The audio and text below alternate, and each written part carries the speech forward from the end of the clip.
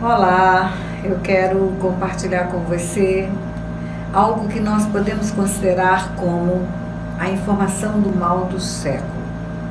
Algo sobre a depressão.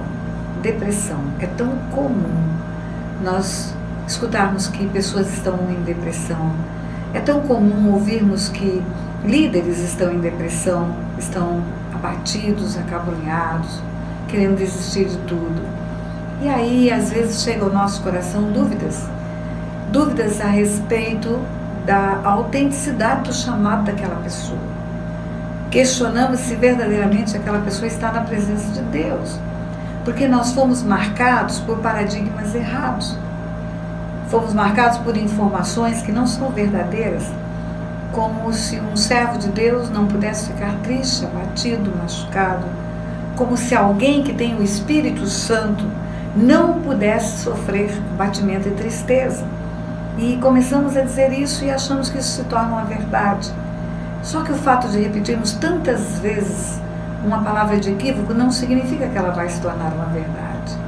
Eu quero dizer para você, nessa hora, que crente, filho de Deus, ungido de Deus, tem depressão, sim. Eu quero dizer para você que a Bíblia tem exemplos muito claros de depressão de homens e mulheres cheios do Espírito Santo. E eu quero trazer o personagem de Elias para você nessa hora. Elias era um homem tão cheio do Espírito Santo e tão certo de que estava na presença de Deus, porque ele diz: tão certo como vive o Senhor, perante cuja face eu estou, não vai chover. E a palavra profética dele foi ouvida no céu, foi cumprida no céu. Elias tinha o Espírito Santo, Elias tinha paixão por Deus, Elias tinha uma injustiça no coração que o incomodava, que era o povo de Israel voltando-se para a idolatria. Então ele tinha uma indignação, na verdade, porque estava tudo errado. Ele era um homem certo, digamos assim, um homem reto e temente a Deus. E você conhece a história. Quando Elias foi confrontar Acabe, o rei de Israel, por causa do que estava fazendo, por causa da contaminação de Israel pela idolatria, quando ele foi contaminado pela idolatria como autoridade, ele contaminou a nação.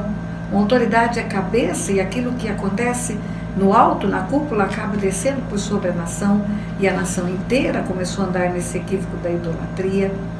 E quando Elias foi confrontar Acabe, Elias confrontou o inimigo. E Elias teve que fugir, porque a partir dali passou a ser vítima de uma perseguição. A partir dali, Acabe envia perseguidores para encontrar os profetas. Na verdade, ele queria encontrar Elias e terminar com a história de Elias. E Elias tem que fugir. E ele vai para um lugar onde Deus mandou. E eu quero primeiro dizer para você algo: fugir de uma luta espiritual, fugir de uma confrontação, fugir de uma afronta do inimigo, pode ser uma estratégia de batalha, sim. Às vezes tem hora que é hora de fugir. Quando Deus manda fugir, fuja da batalha. Foi assim com José e o menino. Deus falou para José: pega o menino e foge para o Egito. E o menino foi com José e fugiu para o Egito. Foi assim com Davi e Saul. Davi fugiu de Saul para não morrer por causa da loucura de Saul. Mas vamos voltar para Elias. Deus falou para Elias: foge. E ordenou que Elias se escondesse no ribeiro de Querite. Elias foi para lá, ficou escondido. Ficou meses, enquanto havia água no ribeiro, ele estava lá. E a alimentação dele era um pedaço de carne que um corvo, um animal de rapina, levava para ele. Certamente o corvo matava uma presa, tirava um pedaço, comia e levava um pedaço para Elias. Por mais bonito que seja essa história de corvo alimentar profeta, é humilhante. Elias passa por um tempo de humilhação. Depois, quando o ribeiro de Querite seca, porque ele profetizou seca, Deus manda ele sair da nação. Deus manda ele ir para a Síria, outra nação. Agora ele é um fugitivo escondido em outra nação. Ele está dependendo do acolhimento a um estrangeiro que ele é. E é um estrangeiro pobre e fugitivo. E Deus manda exatamente o lugar que ele tem que ir. Deus diz, olha, na casa de uma viúva pobre. Lá tem um órfão e tem uma viúva. E olha, ele era um profeta de Deus. Ele sabia que o profeta, ou o homem, é que alimenta a viúva, é que alimenta o órfão. Ele sabia que ele tinha um compromisso de cuidar de viúvas e de órfãos. Mas ali naquele momento que Deus o manda esconder, ele depende da viúva e do órfão. Parece lindo a história, porque todas as manhãs havia uma multiplicação da farinha e do azeite, e a viúva fazia um pão. Só que não havia nada de bonito nisso. Elias estava afligido, ele estava escondido na casa de uma viúva pobre. E eu sei que ele estava afligido, porque num determinado momento, quando o filho da viúva morre, ele chega diante de Deus e ele fala, até nisso o Senhor me afligiu? Até nisso? Ou seja, o Senhor está me afligindo em tantas coisas e tem mais essa aflição. E eu sei que Elias fica ali até se completar o plano de Deus e o prazo de Deus.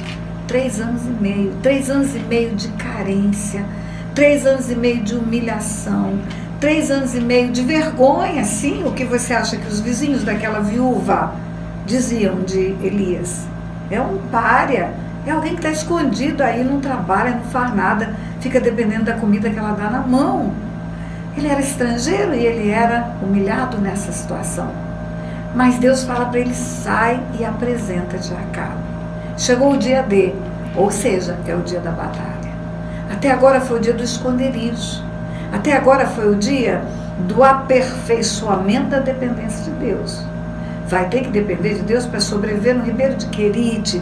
Vai ter que depender de Deus para sobreviver na casa da viúva pobre de uma nação estrangeira. Aí quando ele se apresenta, ele confronta Acabe, confronta os profetas de Baal, os profetas dos postes ídolos, confronta toda a nação de Israel. Ele chega para o povo, ele diz, escolhei hoje a quem servis, se a Deus ou se a Baal. Ele confronta uma nação inteira, ele se levantou do esconderijo forte para guerrear e confrontar uma nação inteira. E acontece que o milagre é a resposta de Deus quando é feito o sacrifício, você conhece.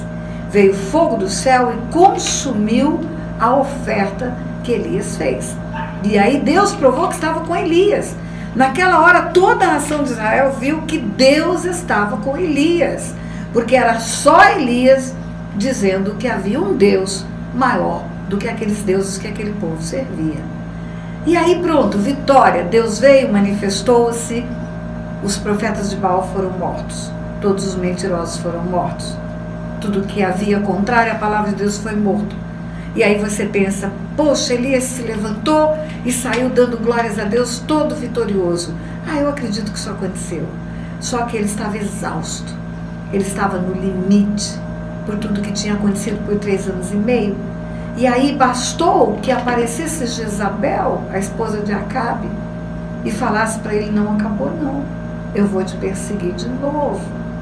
A perspectiva de ter que começar um novo tempo de dificuldade, um novo tempo de luta, uma nova batalha, colocou Elias em depressão.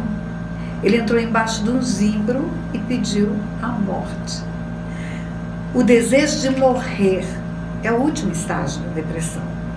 Primeiro a pessoa desanima de fazer coisas, desanima de ver pessoas, desanima de ver lugares, perde o gosto por se arrumar, por se enfeitar, perde o gosto pela vida.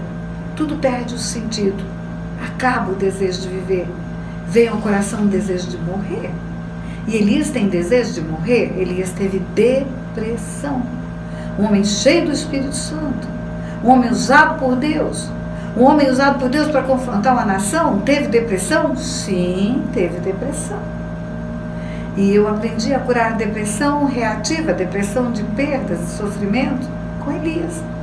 Sabe como Deus curou a depressão de Elias? Deus alimentou Elias 2 vezes. Um anjo deu comida para Elias 2 vezes. Por que 2 vezes? Porque por 2 momentos da vida dele no esconderijo, ele foi alimentado de uma forma humilhante. Primeiro por um corvo, um bicho imundo, depois por uma viúva pobre. Agora Deus recompensa mandando um anjo, alimentá-lo 2 vezes. O nome disso é restituição. Você começa a restituir para a pessoa aquilo que ela perdeu. Você começa a restituir a autoimagem, vai dizer para ela: você tem uma identidade em Deus, você é uma pessoa especial, você passou por lutas, por humilhação, mas isso já acabou, agora é um novo tempo. E aí, na força daquela comida, ele caminhou até o monte e chegou na presença de Deus. E lá na presença de Deus veio a complementação da cura. Deus falou para ele: você não vai morrer, Elias, sem antes ungir Azael, rei da Síria, ungir Jeú, rei de Israel, e ungir um profeta em seu lugar.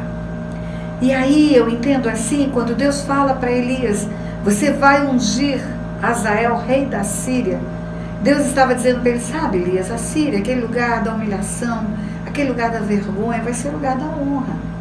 Ali onde você ficou escondido, na casa de uma viúva pobre, você passou por tantas coisas, você vai ser honrado, vai ser conhecido como um profeta meu, que unge um rei numa cerimônia nacional.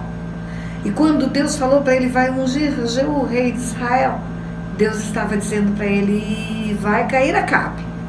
Jezabel e Acabe cairão. Eu vou levantar um novo rei em Israel. E você que foi perseguido pelos reis atuais, vai ter a honra de ungir o novo rei. Isso significa trazer o futuro, a perspectiva futura, para dar esperança, trazer a memória, o que dá esperança, deixar para trás o que para trás ficou. E por último, Deus fala para ele: você vai ungir um profeta em seu lugar. Ou seja, você não vai morrer sem que outro profeta tenha a patente, a chancela, a unção. Deus estava dizendo para ele: eu preciso de profeta. Nessa hora ele recebeu a mensagem de Deus: eu preciso de você. Eu preciso de você. E aí, quando ele descobre que viria um futuro glorioso, quando ele descobre como ele é importante para Deus, quando ele descobre que o passado já ficou para trás, que vem coisas novas, ele se levanta e a depressão vai embora. E é assim que você cura a sua depressão.